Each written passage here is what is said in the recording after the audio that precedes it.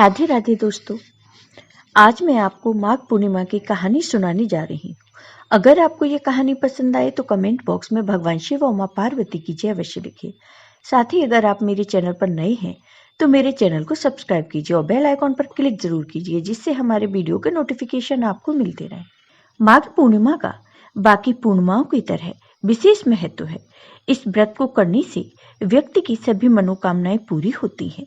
माघ पूर्णिमा पर इस पौराणिक कथा का पाठ जरूर करना चाहिए। इसके बिना व्रत अधूरा माना जाता है।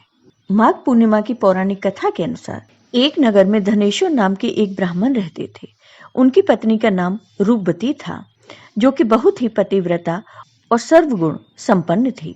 लेकिन उन्हें कोई संतान नहीं थी, इसलिए वो दोनों बहुत चिंतित रहते थे। एक बार उस नगर में एक महात्मा आए। उन्होंने उस नगर के सभी घरों से दान लिया, लेकिन धनेश्वर की पत्नी जब उन्हें दान देने जाती तो वो उसे लेने से मना कर देते थे। एक दिन धनेश्वर महात्मा के पास गया और उसने पूछा कि हे महात्मा, आप नगर के सभी लोगों से दान लेते हैं, लेकिन मेरे घर से नहीं लेते।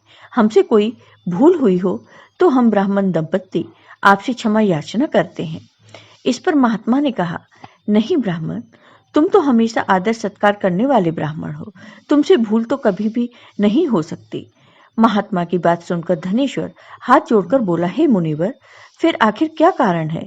कृपया मुझे इससे अवगत कराएं। इस पर महात्मा बोले, हे ब्राह्मण, तुम्हारी कोई संतान नहीं है। जो दंपत्ति निसंतान हो उसके हाथ से भिक्षा कैसे ग्रहण कर सकता हूँ? तुम्हारे द्वारा किया गया दान लेने के कारण मेरा पतन हो जाएगा। बस यही कारण है कि मैं तुम्हारे घर से दान स्वीकार नहीं करता।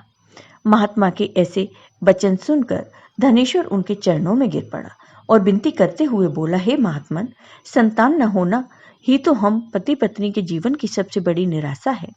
यदि संतान प्राप्ति का कोई उपाय हो तो बताने की कृपा करें मुनिवर। ब्राह्मण का दुख देखकर महात्मा बोले, हे ब्राह्मण, तुम्हारे इस कष्ट का एक आसान उपाय है। तुम्हें 16 दिनों तक श्रद्धापूर्वक काली माता की पूजा कर उन्हें प्रसन्न करना होगा, तो उनकी कृपा से अवश्य तुम्हें संतान की प्राप्ति होगी। इतना सुनकर धनेश्वर बहुत खुश हुआ। उसने महात्मा का आभार प्रकट किया और घर आकर पत्नी को सारी बात बताई। इसके बाद धनेश्वर मां काली की उपासना के लिए वन चला गया। ब्राह्मण ने पूरे 16 दिन तक काली माता की पूजा की और उपवास रखा। उसकी भक्ति देखकर और विनती सुनकर काली माता ब्राह्मण के सपने में आई और बोली, हे धनेश्वर, तू निराश मत हो। मैं तुझे संतान के रूप में संतान की प्राप्ति का वरदान देती हूँ, लेकिन 16 साल की अल्प आयु में ही उसकी मृत्यु हो जाएगी। काली माता ने कहा, यदि तुम पति पत्नी विधि पूर्वक 32 पूर्णिमा का व्रत करोगे तो तुम्हारी संतान दीर्घ आयु हो जाएगी। प्रातःकाल जब तुम उठोगे तो तुम्हें यहाँ आम का वृक्ष दिखाई देगा। उस पेड़ से एक फल तोड़ना और ले जाकर अपनी पत्नी को खिला देना। शिव जी की कृपा से तुम्हारी पत्नी गर्भवती हो जाएंगी। इतना कहकर माता अंतर्ध्यान हो गई। प्रातःकाल जब धनेश्वर उठा तो उसे आम का वृक्ष दिखा, जिस पर बहुत ही सुंदर फल लगे थे। वो काली माँ के कहे अनुसार फल तोड़ने के लिए वृक्ष पर चढ़ने लगा। उसने कई बार प्रयास किया, लेकिन फिर भी फल तोड़ने में असफल रहा। तभी उसने गणेश भगवान का ध्यान किया और गणेश भगवान की कृपा से इस बार वो वृक्ष पर चढ़ गया और उसने फल तोड़ लिया। धनेश्वर ने अपनी पत्नी को वो फल दिया, जिसे खाकर वो कुछ समय बाद गर्भवती हो गई। ब्राह्मण ब्राह्मणी काली माँ के निर्देश के अनुसार हर पूर्णिमा पर दीपक जलाते रहे। कुछ दिन बाद भगवान शिव की कृपा हुई और ब्राह्मण की पत्नी ने एक सुंदर बेटे को जन्म दिया, जिसका नाम उन्होंने देवीदास रखा। जब पुत्र 16 वर्ष का होने को हुआ तो माता पिता को चिंता होने लगी कि इस वर्ष उसकी मृत्यु न हो जाए। इस पर उन्होंने देवीदास के मामा को बुलाया और कहा, तुम देवीदास को विद्या अध्ययन के लिए काशी ले जाओ और 1 वर्ष बाद वापस आना। दंपत्ति पूरी आस्था के साथ पूर्णमासी का व्रत कर पुत्र के दीर्घ आयु होने की कामना करते रहे। काशी प्रस्थान के दौरान मामा भांजे एक गांव से गुजर रहे थे। वहां एक कन्या का विवाह हो रहा था। विवाह होने से पूर्व ही उसका वर अंधा हो गया। तभी वर के पिता ने देवीदास को देखा और मामा से कहा, तुम अपना भांजा कुछ समय के लिए हमारे पास दे दो। विवाह संपन्न हो जाए उसके बाद ले जाना। यह सुनकर मामा ने कहा, यदि मेरा भांजा ये विवाह करेगा तो कन्यादान में मिले धन आदि पर हमारा अधिकार होगा। वर के पिता ने मामा की बात स्वीकार कर ली और देवीदास के साथ कन्या का विवाह संपन्न करा दिया। इसके बाद देवीदास पत्नी के साथ भोजन करने बैठा, लेकिन उसने उस थाल को हाथ नहीं लगाया। यह देखकर पत्नी बोली, स्वामी, आप भोजन क्यों नहीं कर रहे? आपके चेहरे पर ये उदासी कैसी? तब देवीदास ने सारी बात बताई। यह सुनकर कन्या बोली, स्वामी, मैंने अग्नि को साक्षी मानकर आपके साथ फेरे लिए हैं। अब मैं आपके अलावा किसी और को अपना पति स्वीकार नहीं करूंगी। पत्नी की बात सुनकर देवीदास ने कहा, ऐसा मत कहो, मैं अल्प आयु हूँ।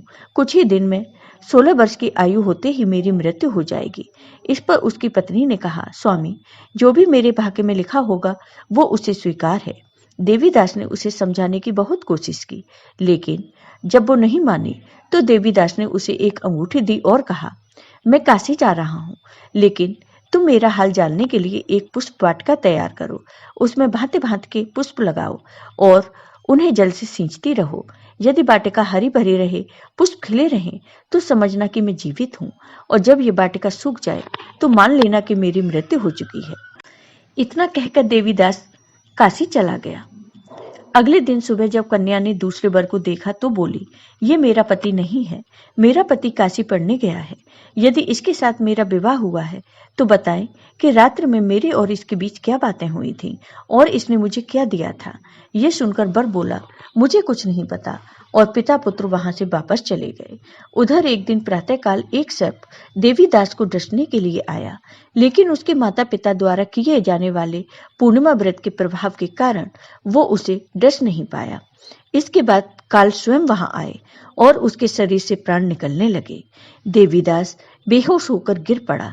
तभी वहां माता पार्वती और भगवान शिव आए।